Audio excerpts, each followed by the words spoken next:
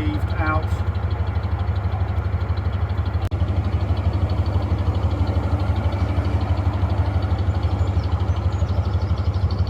We're obviously operating. Lights on red and green, that means the lock keeper knows that we're here and he's sorting the lock out, so when they change to green fully we can go through. Green means go! Something like that. So this is Newark Netherlock, so this is our last lock on the non-tidal part of the River Trent. So the next lock we go through will be Cromwell, and that's the one that goes out onto the tidal bit.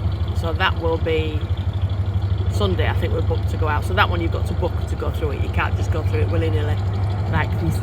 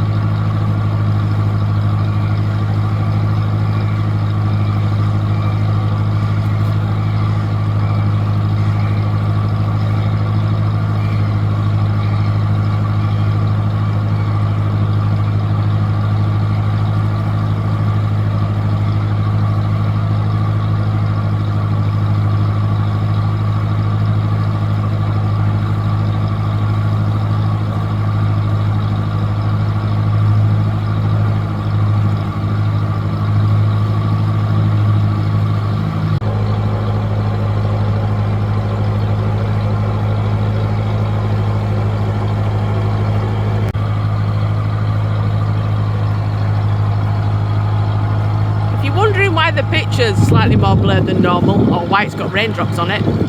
It's because we have the pram cover up.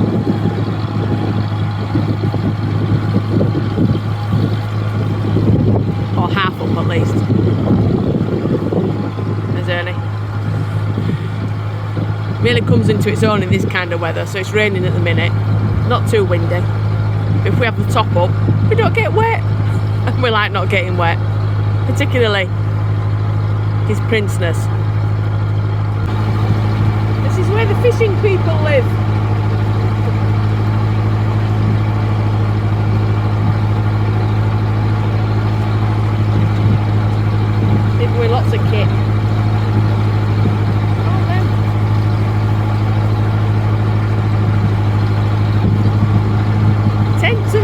some big sticks. Wow.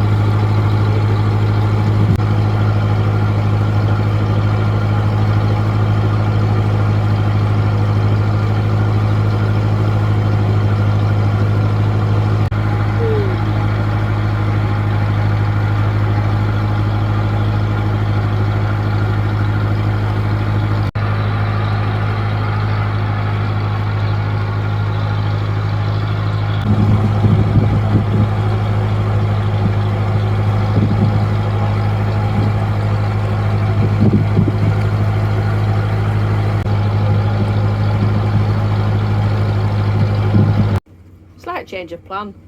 We're going to go through the tidal lock right now.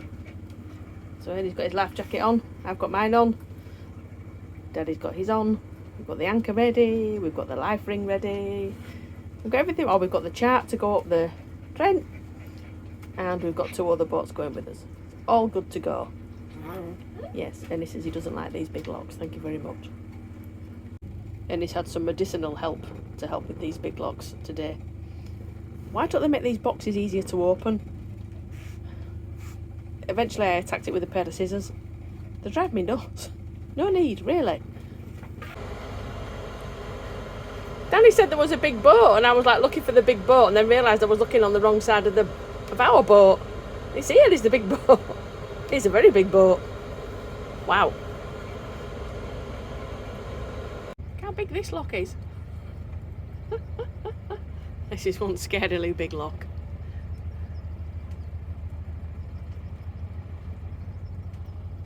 Again, you can't really see it that well. You see that big dark line? That's the water pouring over the top. So this is now...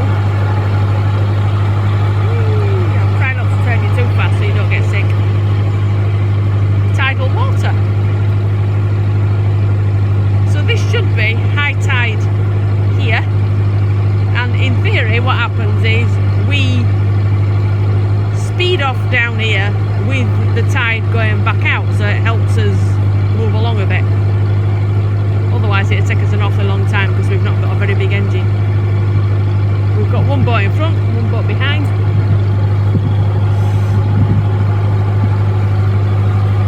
Slightly soggy captain. A slightly soggy pram cover. Yeah. And a very not soggy tiller man. Say hello, Dan. Hello, Dan. Hello, Dan. Where's your hat? Oh. Shows your radio, Dan. You need one of these when we're on the river, because we're no longer under the control of the Canal and River Trust. We now belong to... Who do we belong to? Environment Agency. Environment Agency. And then... Associated British Ports. Yeah, them. So we use the radio to contact the locks to let them know that we're coming, so that they know if you get lost. So because this lovely big river is tidal, it means that the silt on the bottom moves around and it gets stuck on corners and things. So we have a chart. I shall show you the chart. This is, hang on. One-handed showing. So this is the kind of chart that we have to follow. See the little red lines? They tell you where to stay in the channel so that you don't get grounded on sandbanks. So it should take us about 3 hours to get to Torksey, which is the next lock that we're heading for before our final destination, hopefully on Sunday, which will be West Stockwith.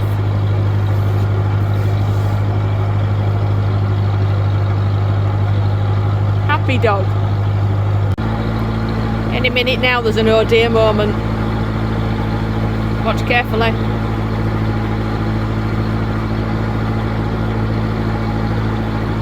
Oh dear.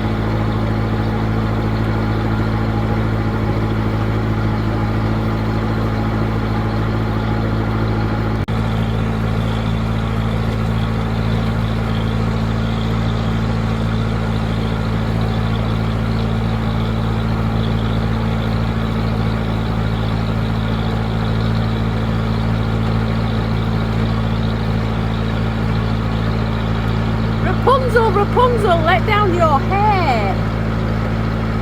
Oh no, don't bother, there's nobody there. One heron, two heron, three heron. Oh, I wanted to say four. Never mind.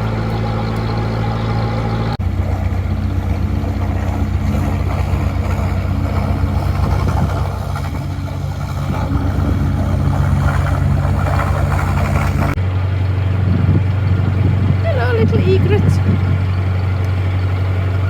I saw some funny looking geese or ducks or something a minute ago, but I forgot to get my phone out. Damn.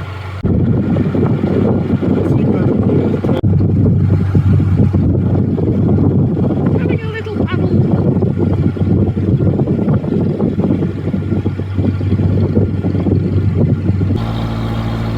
We are now coming up to Danny's favourite bit of bad English. Sunken Island.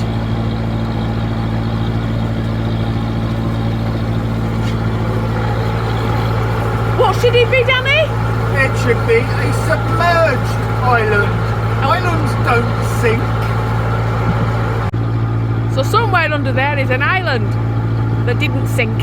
It became submerged underwater. I'm assuming at low tide.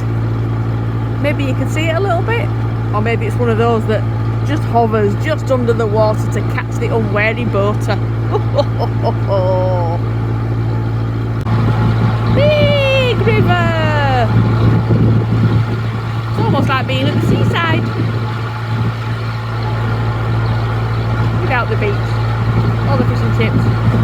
All the bucket and spade. Basically the sea. Oh well.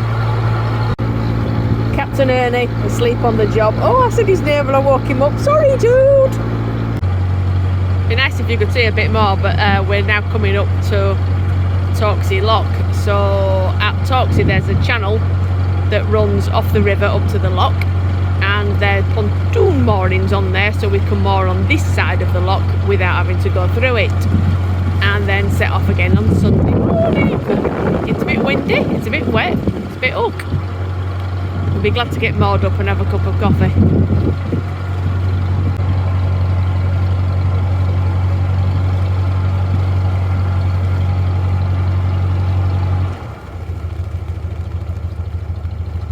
Yay! Just in time for the heavy rain. That's the river carrying on. That's Torksey Viaduct, I do believe, in front. After our super long adventure, we moored up and fell asleep. Thanks for watching. We'll see you tomorrow. Bye!